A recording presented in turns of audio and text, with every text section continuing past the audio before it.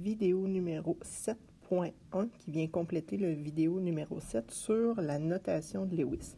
Donc, qu'est-ce que la notation de Lewis? C'est une version simplifiée de la configuration d'un atome. Donc, comme il y a juste les électrons de valence qui font les réactions chimiques dans un atome, la notation de Lewis va utiliser le symbole de l'élément et simplement son nombre d'électrons de valence qu'on va représenter par des petits points autour d'un atome. Donc, par exemple, l'atome de bore, qui est l'élément B, symbole B, possède 3 électrons de valence parce qu'il est situé dans la famille numéro 3.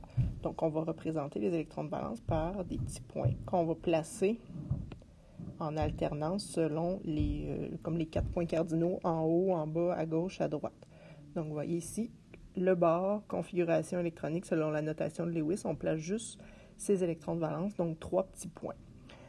Par exemple, si un élément contient plus que 4 électrons de valence, mettons le soufre qui contient 6 électrons de valence sur sa dernière couche, mais vous allez commencer par placer les 4 premiers en haut, en bas, à gauche, à droite. Et après ça, vous allez avoir la possibilité de venir doubler. Donc, 5 et 6. Donc, j'ai 6 électrons de valence. Les deux ici et les deux en rouge, c'est ce qu'on appelle des doublets, parce qu'ils sont déjà en paquet de 2. Par contre, les deux ici qui sont seuls, on les appelle des électrons célibataires, parce qu'ils ne sont pas en doublet.